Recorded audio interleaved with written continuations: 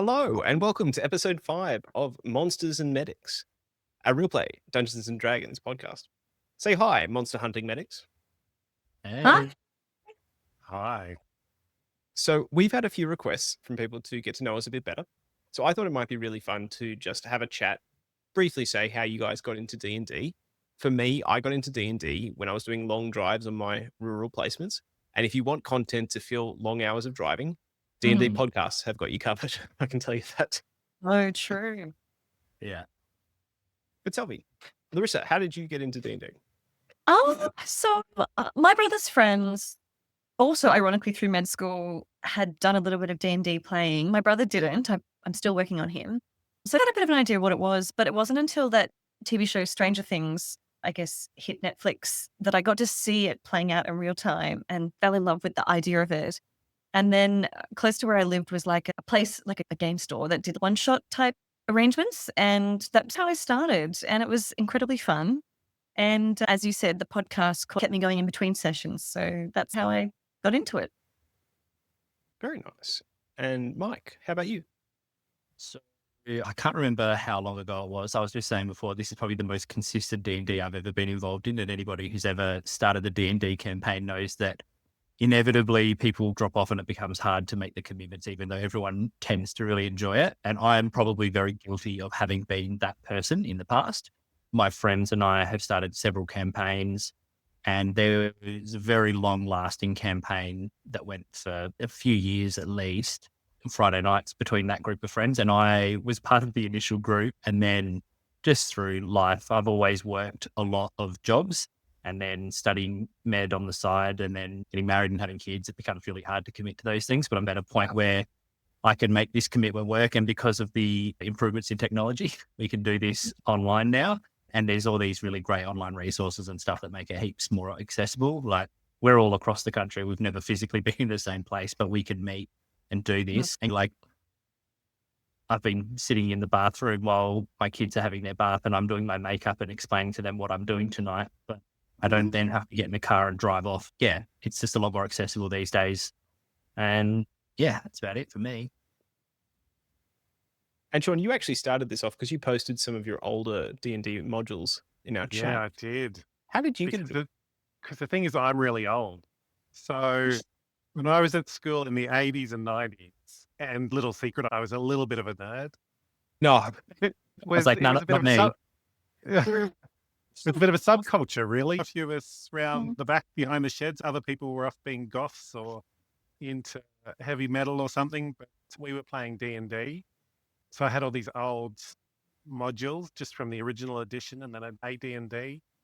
But then, of course, I grew up and had to be really serious, and life happened, and only for them, D&D to have this moment with Stranger Things, I think, has kicked it off. And there's this culture of game stores around the place where there's a bunch of people who always loved it from back in the day and a whole lot of new people discovering it. And now I've got my own kids who are discovering it as well and making friends for life, playing D&D campaigns. And it's really fantastic to rediscover it now. Something that, from my childhood, that's really fantastic and good to be back doing it again.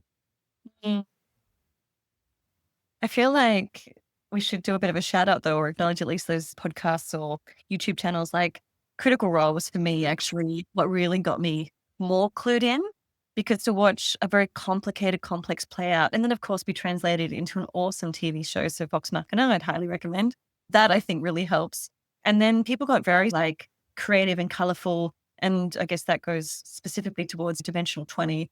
And there, for those Akatar lovers out there, A Court of Fae and Flowers campaign they did was so good, like unbelievably amazing. So that was another reason I think that sort of got me very pulled into the creativity that is D&D. Yeah, I'd have to agree on both of those. I watched Critical Role. I watched the first 2 seasons, but fell off from it and gotten more into D20 recently. But that's also because I just happened to have a subscription to drop out where it all is. It's a good one. There's so many campaigns on there and they're all so well done. And being the little theatre kid that I am, I absolutely love The set design that they do is insane. It is The costuming amazing. that they do for some of them, they don't do them for all of them, but particularly if you want to see some insane costume makeup skills, you should watch the Dungeons and Drag Queens seasons that they have of that. It's insanely talented people there. Yeah, it's just it's like the podcasts are very good driving. I work out in a it is technically rural clinic one day a week, and it's a good hour's drive each way, a bit over an hour each way for me. And it fills the time, and it gives you something to concentrate on rather than music, which you can tend to zone out. Going to do Did you see they announced a steampunk for D20 recently? Oh, really? No. Oh. Cloudwood O. Viva La Dirt League, I was going to shout out, who have some campaigns, but also some fantastic skits in D&D, which is really great. And that's been very entertaining. Okay. We might kick off, and Yi may or may not join us, but we wish him well in all his studies. We know he's quite busy at the moment, and we look forward to welcoming him back next time. But you guys had arrived in a bit of a dilemma. We returned to Seagrow Caves, where Einar had just explored the caves and triggered a few monsters. Arriving just in the nick of time with a clutch use of his bow, Keelan was able to assist, Nyx was able to assist, and slay 2 fume drakes. As you settled down in the midst of a patch of Myconids, having slain these fume drakes looking pretty rough, having seen Artie get cut into 3 pieces and then be reassembled, you remember that there was a crack in this orange egg-like structure you saw in the western cavern. You saw strange carvings on the walls, runic fractals, and a dead body. And you saw dense concentrations of this fumes that were permeating through the whole cavern. And as you just relax from slaying the fume drakes, you hear another crack. And that's where we come in. What would you like to do? I'd like to find a pen that works. There we go. Success. I got Mage Hand, which I can send in that general direction if that would be helpful. Yeah, because we can't see it, can we? Probably need to zoom in on this map. We heard the crack, and none of us had really seen what was in there. No. Einar saw that it was an orange crystalline structure. It was essentially looked like an egg made of crystal, but you don't know what's inside. That was at the south or in the west? Because there's 2 red. Yep. blocks. So to the west is the orange egg-like structure. To the north is a series of purple crystals with fumes coming out of it. So it seems to be a source of the fumes. They're sort of entering the cavern from the purple crystals. And to the south is a body in front of a wall with these runic fractals scrawled across. So south fractals, west egg, north purple crystals. Oh, God. What are we excited about the most? The person? You hear another crack. I think there's a timer. Investigate. Yeah, I think the egg. Yeah. Should we a Mage Hand in and just see if there's anything that might trigger or give it a whirl before we put us in? Like, do with it. Yeah. Do I need to roll for that? We're not. Your Mage Hand you can just cast. Does it have a range? I don't know. 30 feet. Oh, actually, where am I? Oh, yeah, I'm probably so you'd not. have to get pretty close. Okay. Then let's do that. All right. Does that put me? I'm going to go with her. Yeah. So I'm following. Yeah. Back up would be greatly appreciated. Yeah, come on, Grimator looks to you for guidance, and you can see he's just had a nibble on a mushroom. So one of the Myconids has offered him a mushroom, and he's just chowing on it, and he just looks a little more vague than normal, and he's looking to you guys for guidance as to what to do. Grimator, you don't look very well. Maybe give him the nod as it could be like, we see you. It's all good. You can stay back there for a little bit. Yeah. We'll call you if we need you. Yeah. Yeah. Atreyo, you come with us, mate. And Lieutenant Peckish. I don't whistle at him. I feel like I'm treating him like a dog. Yeah, but we will take Lieutenant Peckish. We need his valor. Yeah, agreed. Okay. Going in first. So there's thick fumes here, but you can make out the 3 landmarks. Is anyone taking the lead? I'm happy to do that. I might just wedge myself here. For now. Okay. All right, so I'll cast. I'll cast Mage Hand in the direction of the egg. Okay. Mage Hand approaches the egg. It's scattered with cracks, but you can see it's still holding together. It almost seems to shimmer like firelight this close. It casts light off onto the fumes. Can I lay the Mage Hand around it? Like, how big is it? Like, in terms of... It's about 6 foot to use the D&D measuring system, I guess. So height of an average person. Oh, okay. So I'll just lay the Mage Hand on it to see if there's any reaction or response. Sure. You just lay it on there. Mm-hmm. While she's doing that, am I able to walk down towards the body? Trying to skirt away from the fumes. Right. The ominous music. I know. One of us is going down. Can I sneak into a position where I can maybe line up a bow shot? Yeah, of course. I'm just trying to see from my distance, can I see if that person is breathing? Give me a quick perception check. At a quick glance, they look dead. Like their skin is desiccated. There doesn't seem to be any obvious movement. You're welcome to add a desiccated perception. 13. You get a few things with the 13. So you see that there's a desiccated body there. It looks like it's been there for a while. Hard to tell with the sea salt and the fumes. It's in a blue robe with a silver harp symbol on the chest. And also that they're clutching a journal to their chest for the 13. The journal sounds... Yeah. And the Catasix Reb there. All right. Yep. So you see there's these mad fractals. You'd have to get up closer to get more in depth, but mad fractals scrawling in a spiral circular structure. And the word Catasix Reb is very obvious. You can see smaller words. You'd have to get in closer to see what they are.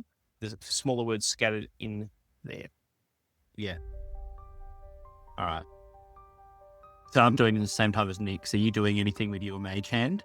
Given the Mage Hand seems to trigger anything, I'm just going to be bold and go right up and lay hands on it. Something taps, dink against your Mage Hand. Further cracks start spreading. You guys do anything? Okay, my actual human hands are on it. Okay. Like, I'm right up against it. Okay, Keelan's grabbing the journal. What are you doing right now? I'm going to draw my bow and try and cover Nick. Something's happening there. Okay. Aina draws his bow. Nix is up against the crystal. Can I pick up the journal? As you pick up the journal, the crystal shatters. And emerging from the journal, you see a miniature dragon, like a salamander blown up to the size of a German shepherd. Mm-hmm. It's orange, it's scaled, it has glowing coal-like eyes. It looks at you, Nix, and attacks. And I need you guys to roll initiative. It's not like I'm squishy at all. Yes. Yeah, initiative.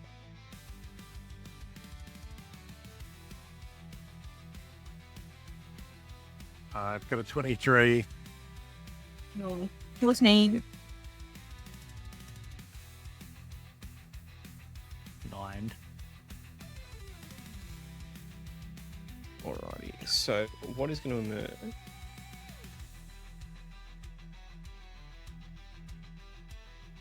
So you see a new creature from the monster manual. You see a fire drake. And we get all the fun of trying out a new monster from the monster manual. Oh. Yeah, that's always fun. Yay. Yay for that, eh? Are these pillars or are they just rocks in here? They are essentially rock pillars. So they run completely from the top to the bottom of the cavern, if that makes sense. Yeah, but they block line of sight. They will block line of sight, yes. Yeah. You would have known that, so I know if you wanted to position yourself somewhere so that you had line of sight, that would be absolutely fine. I can see you can. I think Einar does. I think we both do actually. All right, so I'm just going to duel to combat, and I'm right on my range. Oh,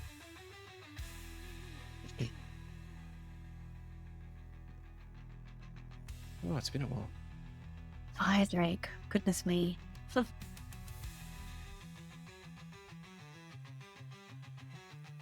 Why couldn't have you been a waterbender instead of a fire mage?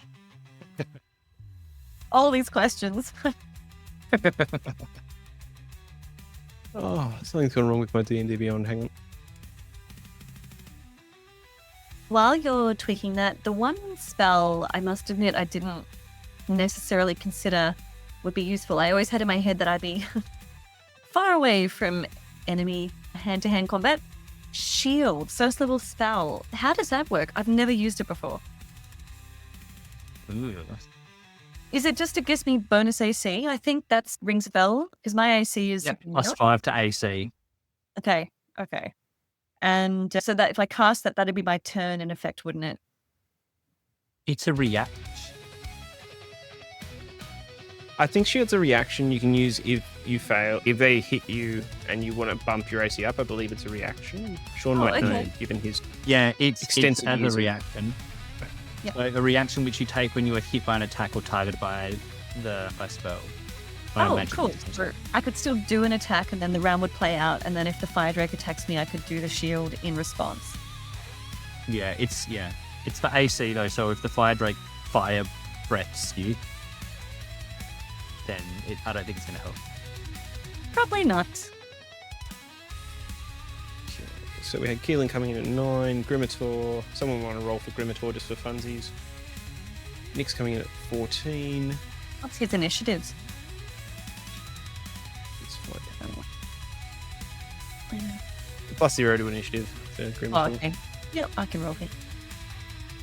23. So, Whoop. Yeah. 19 for him. 19, excellent. Good job, Okay. Bruce. Good thing you're so far away. Oh no! Oh, of course. Maybe he can throw Lieutenant Package. No, Lieutenant Package is in the fray. Oh, I see. Yeah, okay. They're both far away. Oh, so's Atreyo. Doesn't Grimator, does he have any like long range weapons or spells? I can't remember. Yeah, I haven't got his. Let me see if I can get his character sheet. Long range thoughts and prayers to you. Anything will do. Love how wildly reckless this is. Wait, no, I was just. I just want to paint the picture. We've got Nyx has been knocking on a crystal orange egg and a fire drake has burst out of it. Keelan is busy snatching a journal from a dead body. And Einar is sensibly sitting there with an arrow, just looking between his two compatriots being... I won't speak for him, but I imagine things are going through his head. But Einar, you actually... the one who wandered off while we were asleep. Well, he's reckless, but even this is a bit much. He's like, this is what happened to me. Shouldn't you have learned from that? We were asleep! All right. Jealous. Now, Grimator, what actions do you have? So, longsword, that's not helping us right now. Einar, what would you like to do? You're off first, actually. You got the highest initiative at 23. I've got the arrow ready to go and meet the criteria for a sneak attack, so I think I let that arrow go. Okay, 13 to hit. Yep. A 13... Actually, just misses. AC's 14. Oh. Sorry, guys. Okay. We got this. Ooh. I was going to suggest that perhaps that roll could have been with advantage because he was prepped and ready with that arrow, but maybe it's a bit late. Yeah, I would actually allow that. That's fair. He did take the combat scenario into account if you want to roll with advantage there, Sean. Yeah, fantastic. That's better. 21. Nice. 21 hits. And wipes him out, I'm guessing. Yeah, one shot into the eye. Damage is 6 plus the sneak attack. Gives us another 4. It's 10 damage. Is that piercing? Piercing. Yeah. Okay, so it's resistant to piercing, so it will take 5 damage. Yeah. Ooh. It's a dragon. True. You say it's 5? It takes 5 damage. Would you like to do anything else? I don't want to get too close, but I do want to get out of the way a bit. I think might move. Don't leave us. I'm like spread out. Leaving. I But I think we should be clumped for this. Because I feel like he'd be... So I might move over here where I can still shoot an arrow, but I'm not right behind Nick. In the strike zone. Plus I can leave room for Grimator and Lieutenant Peckish to join in. True. Grimator rolled 19. Wouldn't he be higher up the pecking order in terms of initiative? No, I only got 21 or 23. Yeah, it's 23. Oh, no, I know. But what I mean is, wouldn't Grimator be behind Einor, like next in line? Yes, there was something wrong with his initiative. It didn't plug in automatically, but I'll get him to go after Atreo. Is the Drake last? Did the Drake get less initiative than me? Yes. Let's just roll with it. Let's roll with it. I was like, what? He must have rolled real garbage.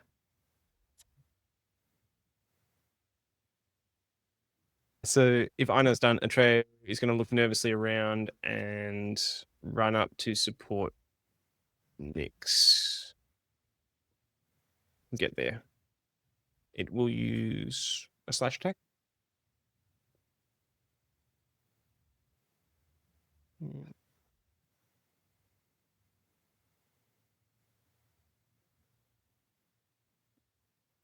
Slash does do damage, does 2 damage if it's halved, but it does something. And then looks around nervously, looks at Keelan. Oh. And that will be its turn, and Grimator will be up next. He's slashing resistant as well, is he? Yep. Resistant little bugger. Dragon scales. Yeah. Do you guys have anything you want Grimator to do, particularly? He's a good meat shield. Maybe we could move him closer, but in terms of absolutely, Grimator would be charging into combat, seeing how close Nyx is to a dragon. I feel like that's his nature. Yeah, agreed. After witnessing what he did on the boat, I don't think that hanging back and being calculating in his movements is, if someone else is in danger, is in his nature. That's fair. I would agree. I'm guessing he'd probably use his longsword. Does he have a shield? He does. I think it's equipped. From what I can see, he has... Actually, no, it is, from what I can see. And it gives him +2 AC, if that helps. I don't know. Does he walk around with sword and shield? Is it? And he's also got chainmail on as well. Actually, wow, yeah, he's a tank. So he's 18 AC. But yeah, longsword's the only weapon he's equipped himself with at the moment. He's also got a javelin, but that's not necessarily going to do him any better at this stage. And have to equip it. If he's gotten into combat, then yeah, I feel like he would be sword and shield bashing this guy. Agreed. So, Chris, how does it work for him in terms of rolling and, I guess, attacking with longsword?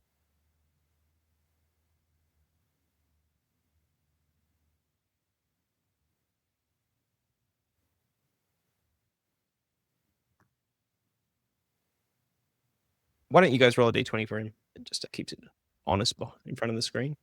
Yep. Yeah. Alrighty. D20. Here we go. Oh, 19! And he's got... What kind of extras does he have? Longsword. So +4? No. Yeah, +4? On his proficiency. I'm not sure how I'm reading his sheet. I'm not familiar with how this all works for him. I can see that he's got +4 under hit DC, if that helps. So does that make him a 20? Let me just look at the screen. I mean, I think a 19 gets over the hurdle anyway. Yeah, 19 hits. That's fine. And then it looks like I can't interpret the damage component because there's two options here. There's 1d8 plus 2 and there's a 1d10 plus 2, and I don't know what the difference One's is. two-handed, one's one-handed. Oh, okay. That's my understanding of it. So I've rolled 1d8 plus 2, and he got 7 damage. Amazing. So it is hard, but I'll round it up for you guys because I like Grimator's moxie. All right, so I'll factor that in, and that will take us to Nyx. You're up. Right. Yes. I think all I've got to work with at this stage is Firebolt. But before I do that, I really don't know with Fire Drake's resistances. Is there any way of assessing the situation very quickly, or do I just have to roll the dice and hope for the best? I would let you make a check if you want to think about resistances. You will use your action to do it. So you can either be strategic and be like, hey guys, it's resistant to fire, or you can just trial and error this sort of brute force science it. I don't have any fire. Firebolt, if he's resistant to Firebolt, that's a problem for me. What else have I got? Shocking Grasp, he probably wouldn't be resistant to. I'm in grasping range. You're very close. And I can't exactly move backwards, otherwise I do provoke attack. So I think all I can really do is lean into this and just do Shocking Grasp in the hope that's my best bet. Does anyone else have any other thoughts before I go for it? No. What does that effect do? Is it just damage, or does it stun or anything like that? Great question. I can see it does 1d8 damage. What else can I give you? I don't actually, again, I've never really used Shocking Grasp. Because previously, I've always been a ranger, so this is all new for me. What else can I tell you? Shot a creature. Right.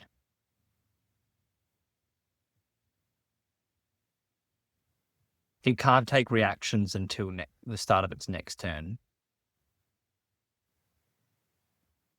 What else? Is he... Oh, no, he wouldn't be wearing armor made of metal. Yeah, it's a safe bet that this Fire Drake newly born is not wearing armor. The baby wear slaughterings. How do I get advantage? Okay, look, you know what? I think it's not fire damage, so I'll just have to give it a crack. Let's see what happens. So, where's my roll? So, 20. Nice. Right, here we go. D20. Wait, Shocking Grasp. Oh my god! That is the worst roll I've ever done. Okay. Now, with the 6, you don't get much damage or hit it, but what you do get is as you swing, electricity surges up your wrist and you form a fist and strike at the creature, but you just slip on a rock at the last moment and you slide past it. And the heat of the creature causes you 1d6 damage. And any attacks you make on this creature, you get the sense that will take damage back because it's literally burning hot. Like it's hot to touch. So you will take 1d6. I'll just roll that. For you.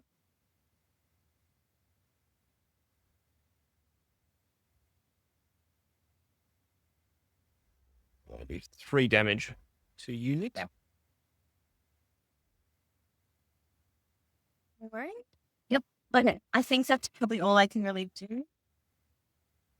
Yep. Lieutenant Peckish is up next, and Lieutenant Peckish will survey the area and decide to supervise from a reasonable position. And then any Korean fried chicken tonight? Extra hot sauce.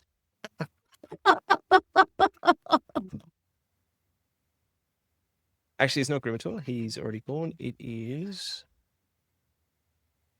Keelan. That'd be me. So I'm literally just bent over picking up this book and I'm like, huh? And I just stand up straight away, having watched all of this play out, holding my little book, and I just put in my pockets. And then I'm going to stand up and I'm going to cast Witch Bolt at here. I'm right on my... Oh, actually, no, it's a range of 60 and I'm at 30. So I'm going to cast Witch Bolt. Yep. As you do that, you hear a little voice in the back of your head that says, hey, Keelan, nice work, buddy. Great choice. And the Witch Bolt energy comes to you and you're free to cast it. Is that a save from the creature or is that an attack roll? That was my attack roll. Yep. All right, 21 does hit. Nice. And then the damage.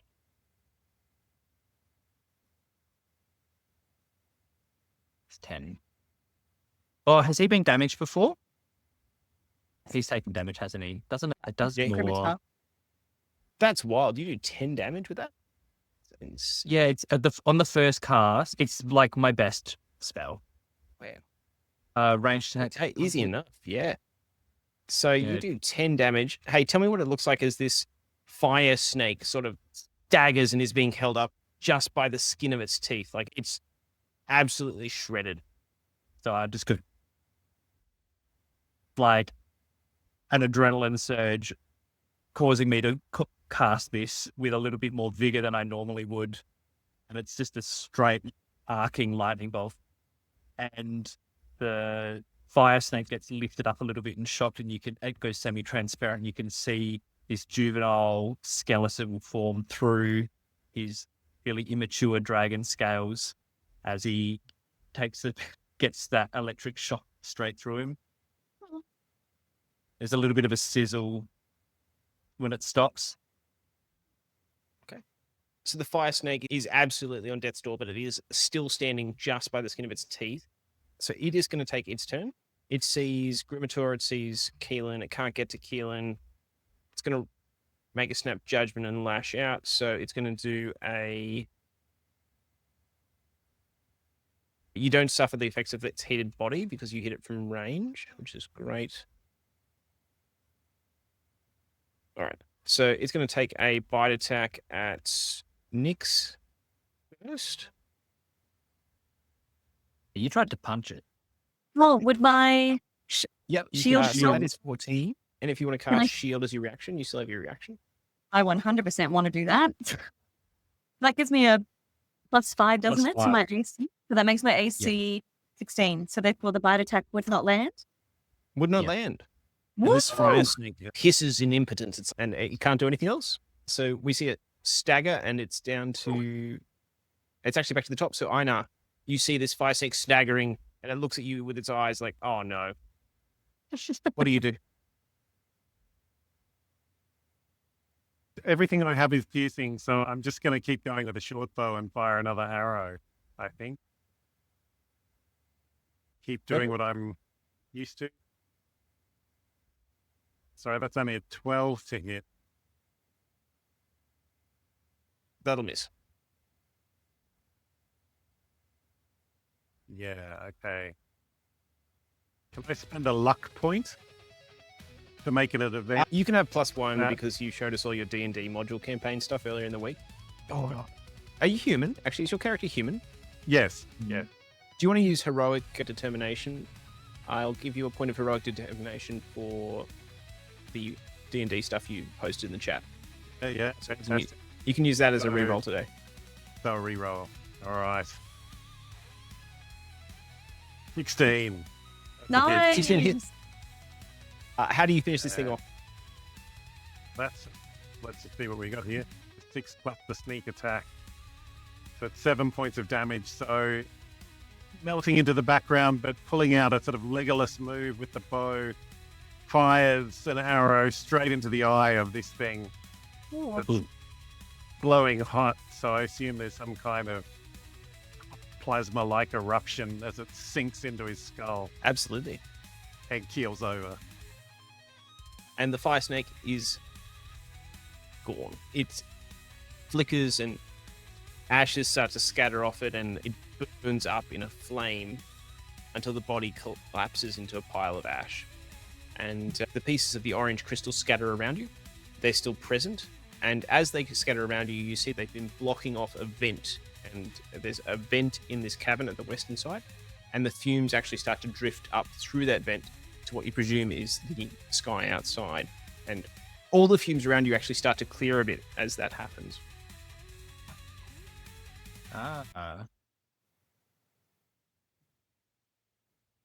Maybe that's why everyone's gone a little bit crazy. Yeah. And what's that little pathway that Grimator's standing in front of, off to the sort of... Oh, that is nothing. That's not me being the DM saying it's nothing. It's just the fog of war makes it look like it's actually a path. It's just a... Oh, like a it's little... just the end. Yeah, you guys wouldn't be able to get in there. Okay. Okay. And are the purple crystals still glowing sort of northeast?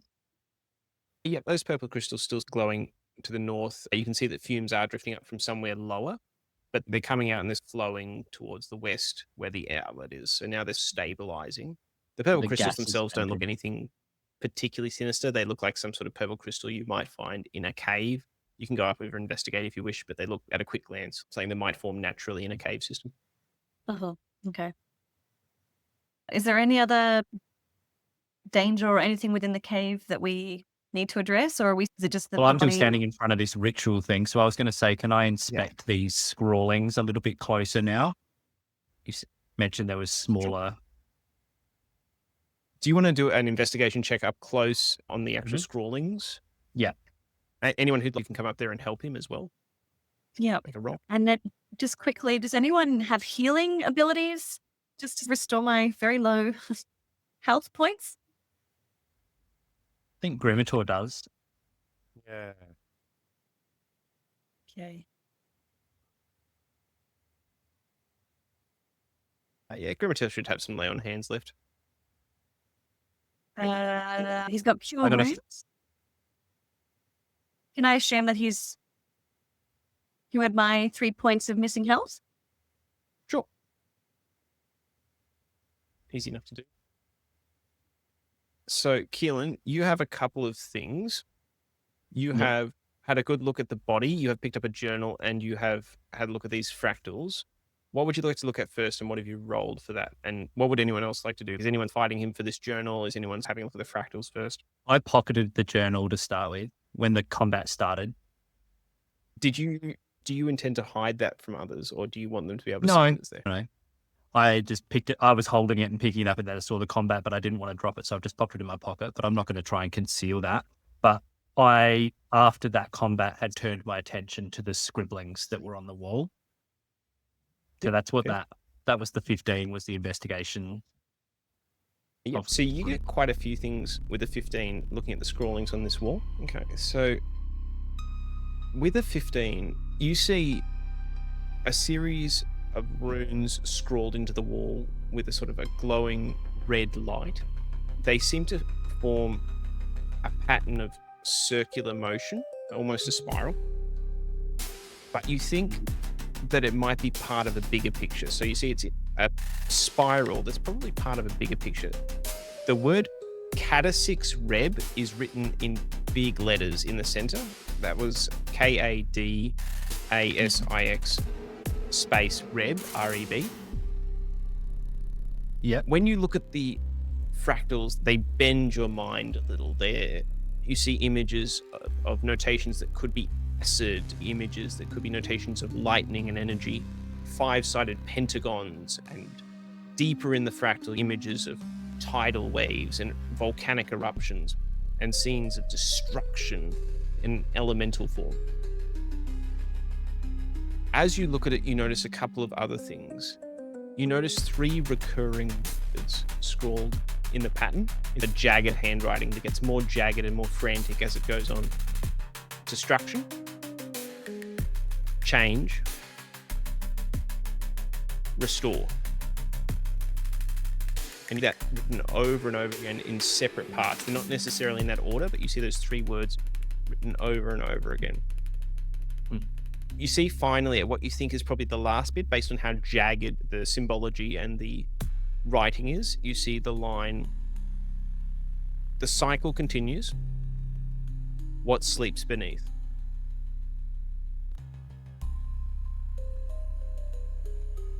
And that's what you get on the fractals with the 15.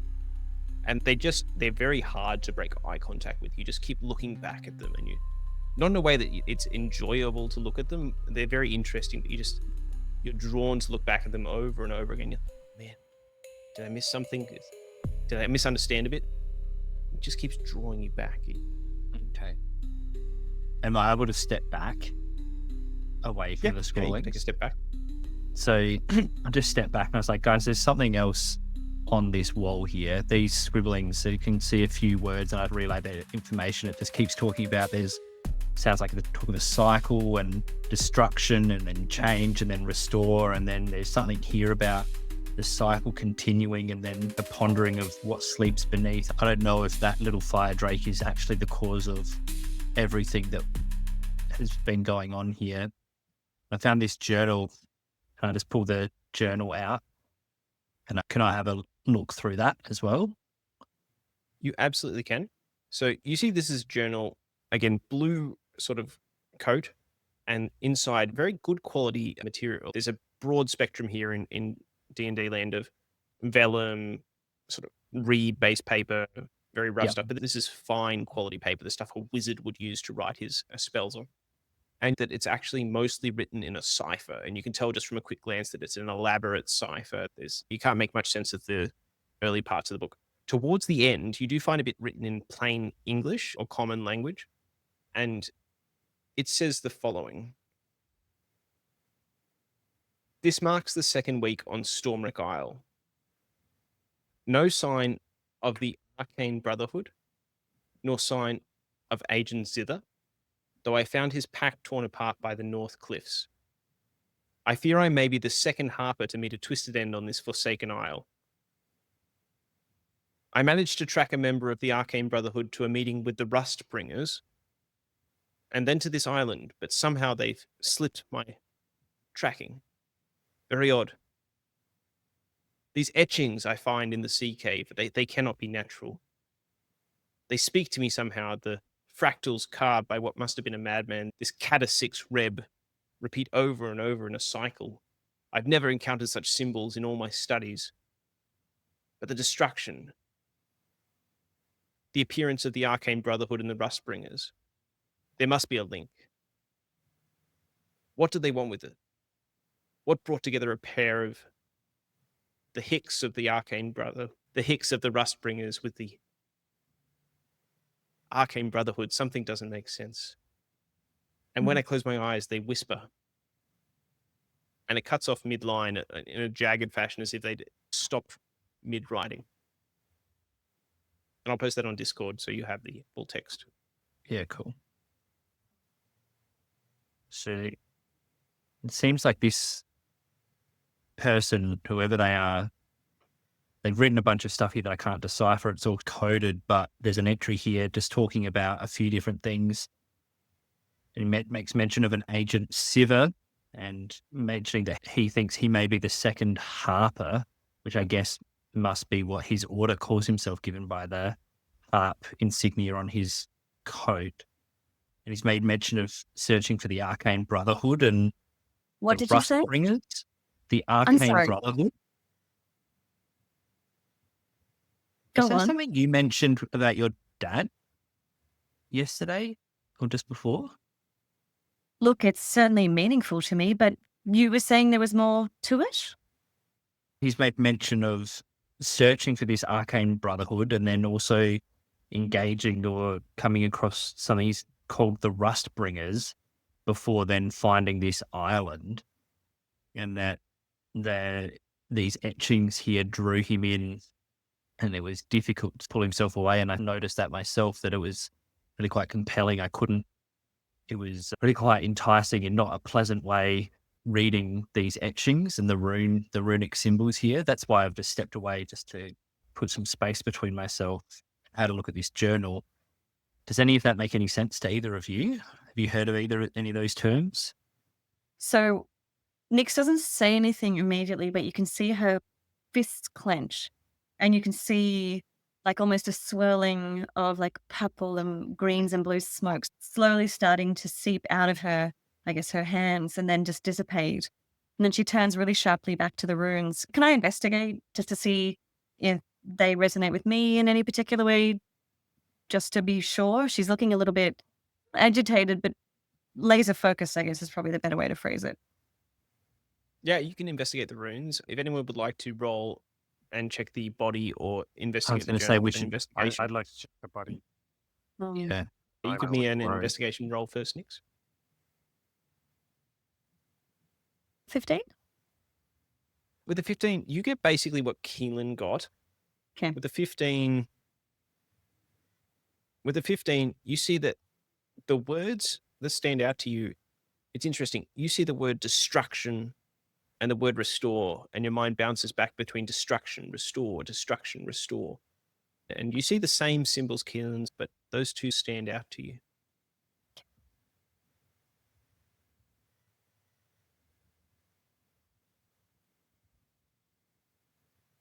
She says nothing.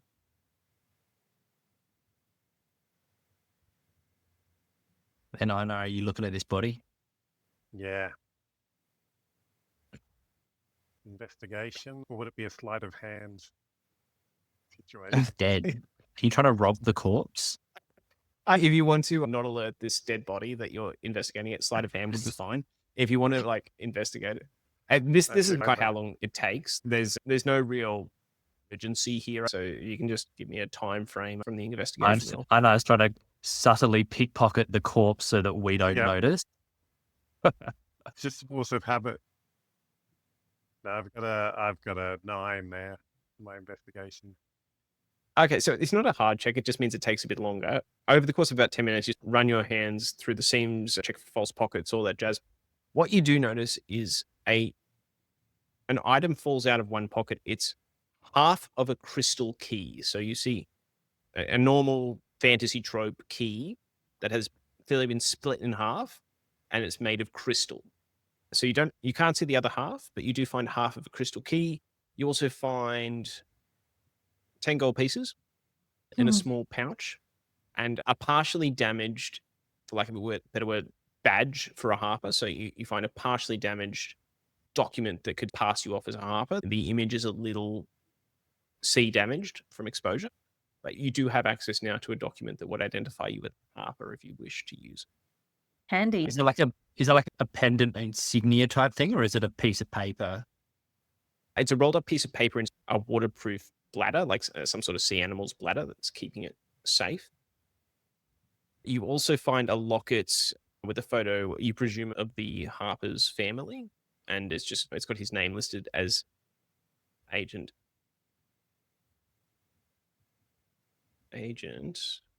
Lyre, Lyre. And the other agent he mentioned before was Agent Zither, Zither. Okay. Other things in the cabin, just to refresh your memory, that orange crystal egg, still the pieces are on the floor. You don't see much else. Lieutenant Peck is just having a peck around at those. There's not too much else here. How big are these chunks? It was 6 foot tall. Yeah, they're decent. Like each one is roughly the size of an egg. The chunks, there's one chunk that's the size of a wombat. I don't know what's an appropriate unit of measurement for a wombat. Let's say it's the size of a wombat. How many bananas? And then, yeah. Then, yeah. I'm still carrying legs, so you may as well grab a chunk of the egg. Yeah, I'll grab. I'm not gonna grab the wombat-sized one, but maybe just like a couple of the smaller eggs. Why don't you grab that wombat one, smash it on the ground, and we all take smaller pieces just for good measure. It's all broken already. I'm just curious because it looks like I've never seen a dragon egg before, so I'm definitely going to take some. Yeah. I'll definitely be taking some. And the other thing is, what do we do with this fella? I can't help but feel that Gribitor would feel ill at ease if we left him just to rot in the corner of this cave.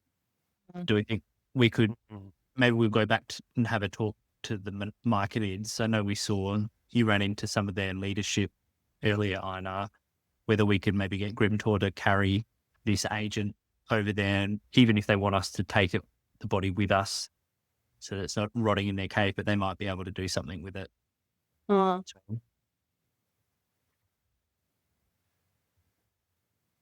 If there's nothing else in the room, like there's obviously still these fumes coming off the crystals, but it seems like they're venting naturally. So I'd probably be, if there's nothing else other than that, I'd be pretty keen to go have a chat to the Myconids and see whether the fumes have rectified their issues or if they know anything about this Agent Lyre at all. Yeah, sure. So you guys are free to return to the more central cabin if you wish. Wasn't there something happening up above? So to the north, I now had a peek. There was what appears to be the leadership of the Myconid tribe with a big red ruby red glowing thing, for lack of a better word. It was somewhere across between a mushroom and a brain, and glowing ruby red, or in a sort of a healthy way. It gave off good vibes, not bad Oh, yeah. vibes. Well, should we go talk to leader Sinesna? Let's go have a talk. Yep. So that's easy enough to do. Let's move that over. So you guys go up to see Elder Sinensa. The Elder sort of looks up at you weakly and just gazes at you. Do you say anything? So is she unwell, is she? Yeah, she looks very almost delirious, like she's almost out. You see the two Myconids with her are a little better, and they say, "What happened?" There was... As in, she's deteriorated from when we last saw her? No, she looks about the same as when Einar had a peek. It wasn't that long, was it? No. There was there was a crystal egg that shattered, and there was a drake inside it that attacked our friend here. So we actually just had to dispose of it, but it's safe now. And the crystal egg structure seemed to be blocking a vent, and there was a lot of fumes pooling in that area, but they seem to be clearing now. Those fumes been an issue for you? Because there was also some fume drakes, it seemed, that were really keen on it that we also had to combat. And one of the other Myconids, so one of the two that's not the leader, looks over and says, "The fumes are a bit bad.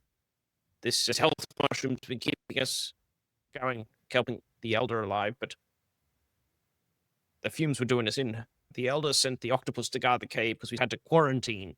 How is Jerry? Did you see him on the way in?" Oh, I'm still carrying a piece of Jerry. You're not allowed? You don't need to say that. Yeah, I'm not going to. Stay ominously silent.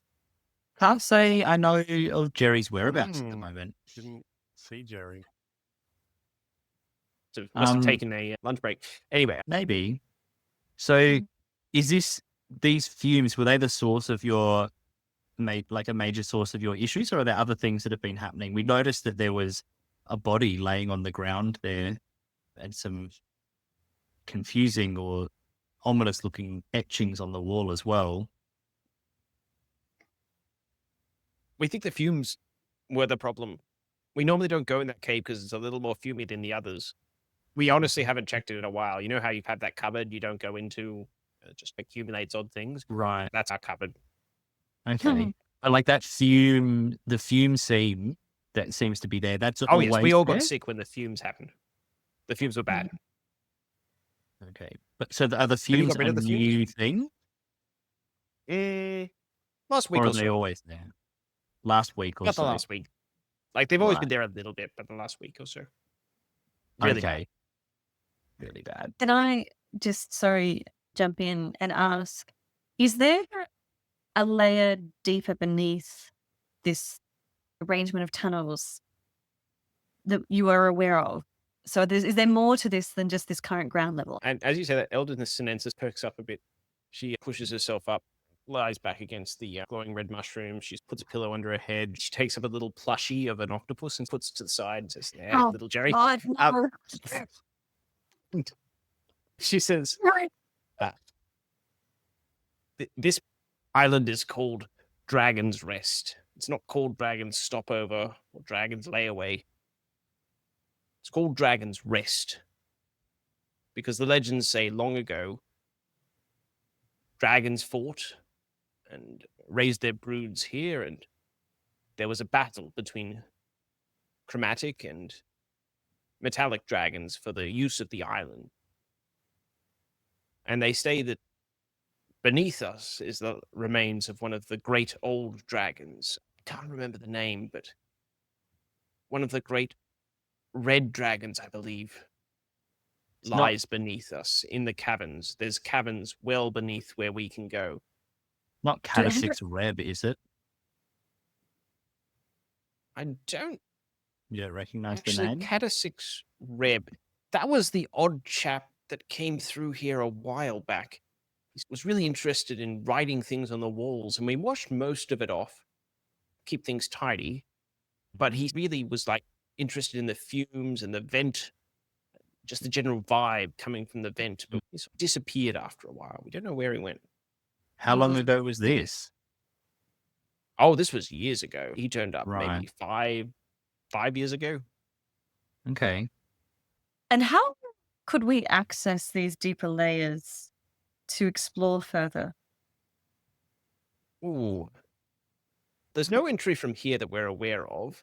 I guess you could explore the island for caves or go diving, but we don't Yeah. know of any way to get there.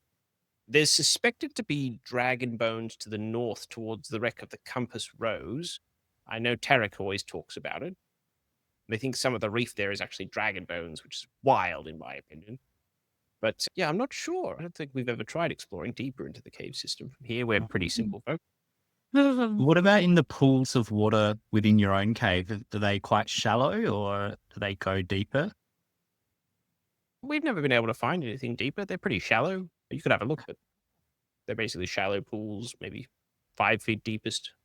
With boat, we can go and explore this reef as an option to look for more cave entries. Yeah, I think we were talking to that other woman whose name I can't remember. What was her name again? This wasn't, you mean back, Was it Renata? Lana? I remember in that there was that other, the battle scarred woman who mentioned going to the shipwrecks. Is it Lana? Varna? Yeah, that was where Varna. she Yeah, mentioned Varna. we should be going. Yeah, that prosthetic leg, was that her? Yeah. Yep, she Yeah. did mention it. Yeah, that's. And then the only other thing I was going to mention is that there is actually a dead body in that cave from someone wearing a blue cloak. Just one curious if you remember seeing this person and how long they may have been there for, and then secondly whether you want us to try and get rid of the body. Though you said you don't use the cave very much, but it might still cause some issues decaying there. Agent Zither came through. No, what was his name? Liar. Agent Liar came through about a year ago. He came through and asked some questions. He was looking for a friend and he was looking for some people he was following, but we didn't see him leave. We thought he just snuck out, ghosted us. I'm sorry to hear he passed. He was a nice enough chap. We'd be happy to inter him. We are mushroom folk, and if nothing else, we know the cycle of decay and that things must break down naturally with their time. We'll take care of that. Okay. Can I ask, and I'm happy to go back and relook at the body, but when we were looking at their body, was there any obvious cause of death for him? Like obvious dried blood on the stone underneath him or injuries? Just roll me a repeat investigation check, or a medicine check if you want, just looking specifically for that. Anyone who's interested can do it. You have the time. Oh, yeah. So investigation or medicine, did you say? So did it? Yep. I got a 16. 11. It was 17. Okay. With a 17, I know you were pretty close to the body and you had a look at it. It's hard 1 year to do a effective postmortem, but you remember seeing in his eyes just a hint of red spark, just the faintest hint of red spark when you looked at them. You weren't even sure if it was there. The rest of the body, there were no obvious breaks in the bones. There were no other discolorations on the skin that you wouldn't expect at 1 year mark. But you just remember seeing the faintest of red flicker in the eyes, and you weren't sure if that was reflecting off the cave wall fractals. Other than that, no obvious cause.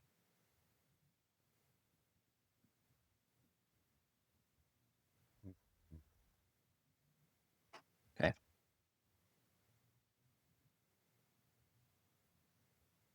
Okay. Do we need to do anything else in the cave, or do you think we're pretty happy to go? Do the Myconids know anything about the Arcane Brotherhood or the Rustbringers?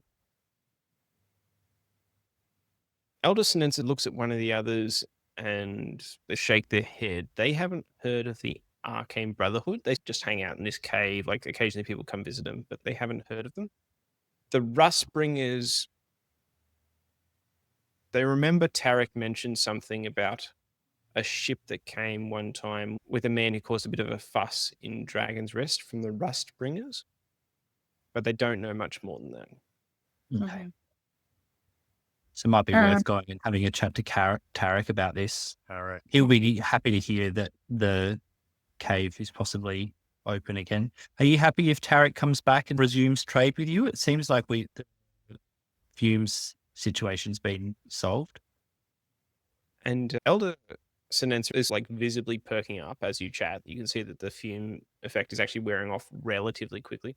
And she nods and points the ruby red thing behind her and says, yes, you can take this back and he'll probably make you up a nice potion for your troubles. You might as well take it. We don't need it anymore.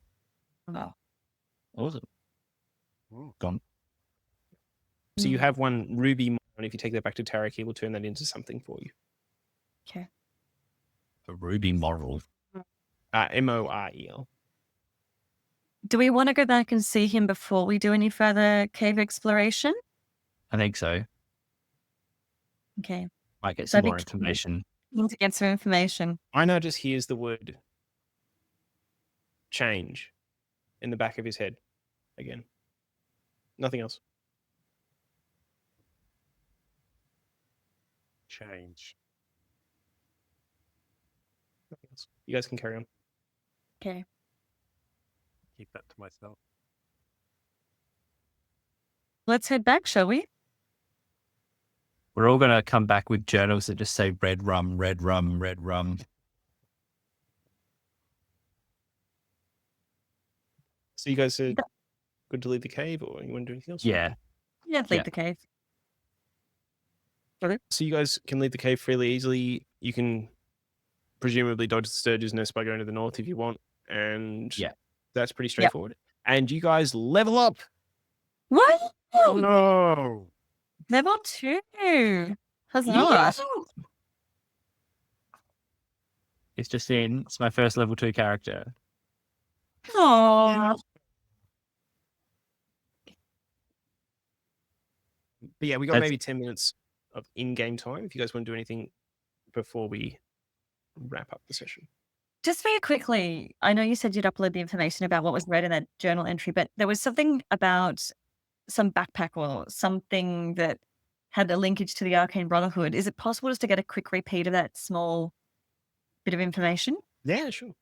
Agent Lyra, whose body you found, had already found the backpack of Agent Zither, Zidher, torn up on the North Cliffs. So you get the impression that Agent Lyra was sent to investigate something, but they'd already lost an agent investigating this. Yeah. Okay. So we'll just say we're in the boat going back. So it sounds like, just from the storyline of events, there's been Agent Zither came here investigating something. He's gone mission. He's a harper. And then Agent Lyra has been sent to find him. And it sounds like they are searching for evidence of this Arcane Brotherhood. And on the way here, they had an encounter with these Rustbringers. And then Agent Lyra's gone missing and passed away in this cave in front of all those rune etchings that mention Catasix Red. And Elder Sinensa said that Catasix Red was a bloke who was here about 5 years ago. 5 years ago. And Lyra was here 1 year ago, approximately. So these events have been happening for a good few years. And then recently the fumes accumulated because of that crystalline structure. Unclear as to how that happened, whether maybe there was a dragon that's come through from somehow and laid an egg about a week or so ago. But I don't know how long a dragon's egg takes to hatch, whether we expedited things.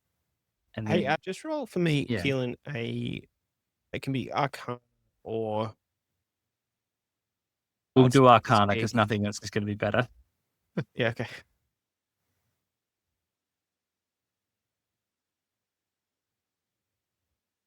it's a garbage roll. Okay. 10's not bad. It's not good. With a 10, you think that although this could have been a dragon egg, you've also heard of elementals being born from the fire plane. And you've heard that in areas with a lot of fire, you might see an elemental be transferred over to the material plane. So Sort of could have been a dragon egg. plane shifting, Could have just been something else. an elemental birth. Because you did this, it was like a snake, wasn't it? Yeah, I perhaps misled you guys a bit with the terminology, but it's essentially a fire snake. There weren't any wings. So it could have actually just been a manifestation of elemental energy on this, in our plane of existence. So possibly it's just manifested there rather than being placed. But then there's the thoughts of what's manifesting that much fire energy to cause an elemental to come into existence here. But just from a sequence of events, do you guys think that there was anything else? I know we've spoken to a few people. It sounds like Zither's gone missing on the north coast. So definitely there's a few different things dragging us in those directions. That shipwreck that Varnoth mentioned, this possible this disappearance, and then also the Dragonbone Reef. Maybe we can go for a swim. Oh, we'll be going for a swim, all right. Don't you worry about that. I would like to know what brought the Arcane Brotherhood to the island. That's for sure. I'd like to know what the Arcane Brotherhood are. And I just look at Nyx a bit. And the only reason why I'm asking is because I remember when we were talking a little bit the other night, or just before bed, we were talking a bit about our families, and I asked you about your father, and you sort of mentioned a few things, and I can't remember the details because I was politely asking and not writing things down in my notebook. But it sounded like those are the sorts of things that you might be entangled with. And it sounded like your parents were quite important / mixed up in world events. I'm just curious. It's not anything I've ever had anything to do with, all of this business. Let's just say that we have unfinished business. Right. Like you and me? Keelan and I, you can make a DC 20 you want. DC 20 history check. If you want, you can make a DC 20 history check for the Arcane Brotherhood. It's a hard check. Yeah. I'm going to need a 19 or better. Got a 13. So yeah, with 13 or 7, you're not sure. Might have been the latest traveling bard group that came around. You're not sure. And again, as a bit of a freebie, Nyx's fists just clench ever so slightly. She immediately, you can see, like, endeavors to relax them, but this sort of furling green and blue, you see some shimmering smoke appear and then disappear, and then she looks out off to the horizon line.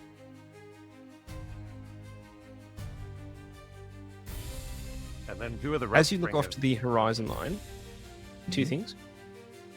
To the north, where it shouldn't be possible to see it this time of year, this location, just a faint hint of the Aurora Borealis, and you see it just shimmer on the horizon just for a second. It's beautiful, multicolored light peeking through. And you also notice a particularly bright star in the sky. It's of an odd red and blue color. And you think back for a second, you remember that Elder Runara had a series of devices in the temple that were pointed at the sky. And that's all you can really remember. Just wondering when you're going to tell the Myconids that you have their octopus. I think we might just let that one sit for the moment. As you walk out, there's a wall of plushies for Jerry that they're working on, and they're hoping to trade those to the kobolds. I'll buy one. Charitable donation for sure. Yeah. And they're made of seaweed kelp and like mushroom stuff. But they're an attempt at plushie. Oh, Jerry. Surely someone has resurrect the dead, or we can find a scroll and bring him back. He's not calamari. Not yet. Not yet. Still got the arm in my backpack. Yeah.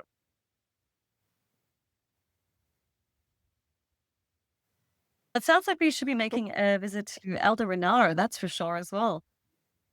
Yeah. That, and I think a chat with Tarek as well, give him this ruby morale and see if he can brew us some stuff. He might have some more information as well. He seems like he's pretty wizened or wizened, however you say it. Maybe has a deep thinking mind. He might know a little bit. And he's even come across some of these people. Who knows how long he's been here? He may have had encounters with these harpers and these rust bringers. There's a lot of people that seem to be converging on this island, and I agree. This island is nothing. Yes. There's clearly a lot more to it in the deeper levels, I'd say, which we should explore. But yes, let's get some information first. Yeah. Sounds like we need to go down. All right. Okay. So you have a plan. You are on your way back to Dragon's Rest. Does anyone have a quick kip as you're traveling back to Dragon's Rest, or you're all paddling? I'm paddling. I don't think I get much on a short rest. I'm not damaged because we had that long rest. Yeah. We did, and I got healed, so I'm good.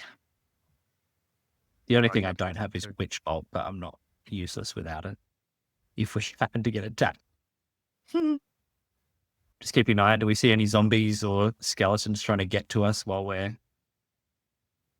boating back? One or two zombies. They're relatively easy to avoid. They're fairly slow in the water. Okay, so no lurking shadows in the deep. And giant sea turtles. Not that we can see. Okay. Nothing. No You shadows. can keep an eye out. Yeah, no dragons. Because there was We saw something flying that was airborne. when we first got on the island. There was something that was flying. The shadow that it cast was the size of a horse, and it had a hint of blue, and it was that's all I have. Yeah, so it was about the size of a horse, or 8 to 10 wombat units. So, like, Einar glanced at blue, about the size of a horse, but you still don't know what that was. And Runara either didn't know or didn't want to tell you. You're not sure. Okay. Let's have a chat with her. Okay. We could so get a wombat pet familiar a la Lieutenant Peckish. That would be pretty cool. Just saying. All right, so if that's all, you guys can safely make your way back to Dragon's Rest. You guys get there, and as you're pulling up, it's relatively dark. Night has fallen. And as you pull up to the docks, you just see Elder Runara standing there, arms clasped behind her back. And she's looking up at the sky and looking back at you guys. And she says, I think it's time we had a proper chat. And that's where we're going to end tonight. Right out to Elder Runara.